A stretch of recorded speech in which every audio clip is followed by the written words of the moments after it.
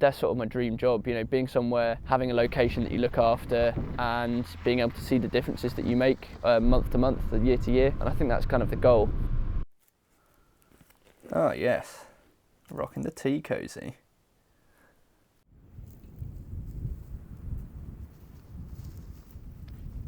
I've come across a quote.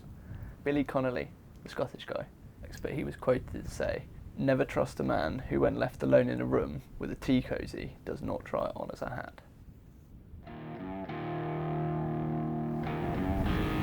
I'm Benjy Wilcock, and I'm up here in Lower Jibeg on the west coast of Scotland.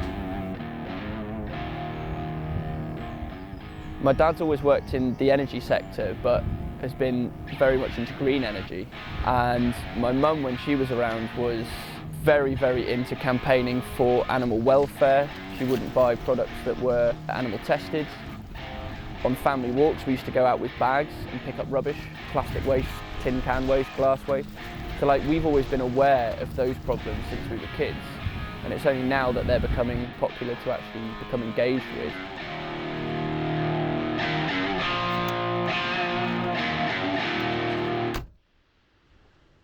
As much as I love Norfolk and the North Norfolk coast and how stunning that was, I've spent 22 years of my life there. This sort of rugged landscape is just something that you don't ever see close to home. It's, you know, opposite sides of the compass. You can see the difference in the land. I think that's awesome. Because we used to come here with the climbing club, that's how I found this place. The pier that's sort of behind this building, on a nice warm day, is a great place to jump off because you can see the bottom of the sea and it's beautiful crystal blue water. But it's quite deceptive because it's bloody cold. But yeah, that's me.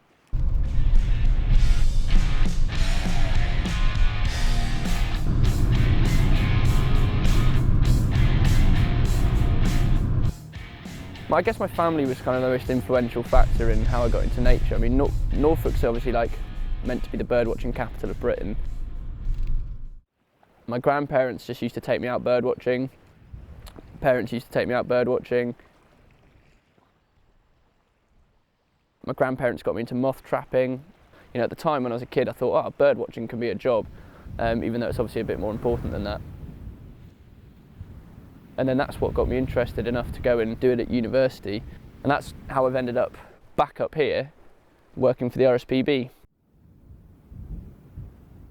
So that is Andrew, he's a friend of the family. He was sort of one of the first people to take me and James, my younger brother, outside.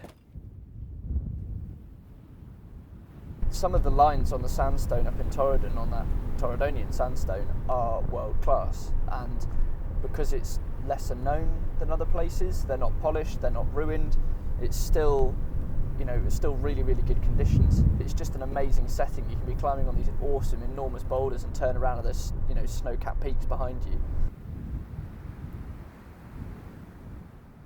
I've got one particular unfinished project. It's called Malcolm's Arete. It must be about 5 meters. You want a couple of pads.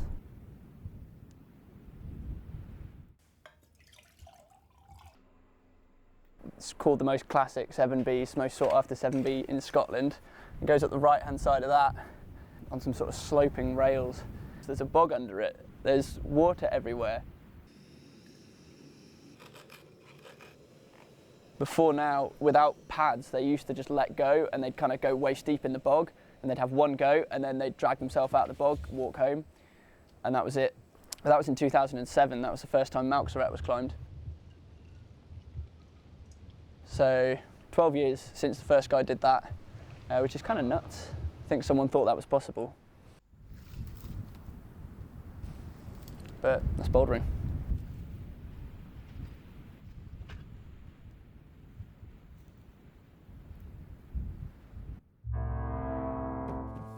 I've tried it 2 separate sessions with the climbing club at uni. Last year, about a year ago, and the year before, about a year ago. And I got to the sloper at the top every time and then fell off. And drove away feeling a bit like shit because I couldn't do it.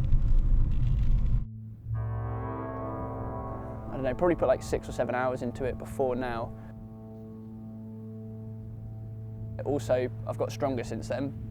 I put more time mentally into it. I've been thinking about it since I couldn't do it last time. And when you get like that, you start remembering the moves, you know the sequence.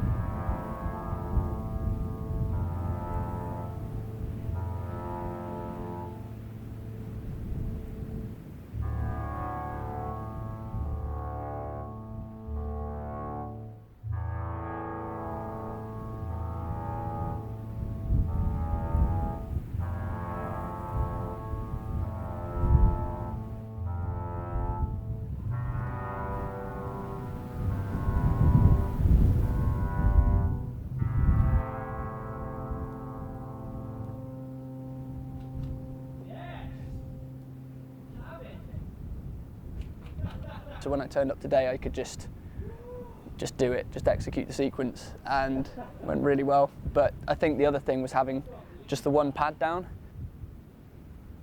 That felt so good. Oh my god, that's like orgasmic. Jesus Christ. I've tried that so many times. Because before now I've had 4 or 5 pads down, and that gives you the sort of, in the back of your mind, you know you can let go, you know you can fall, whereas today I didn't want to. Mega classic. Best 7B in the country. Ticked off. I'm 1 pad up from original ascentist, I suppose.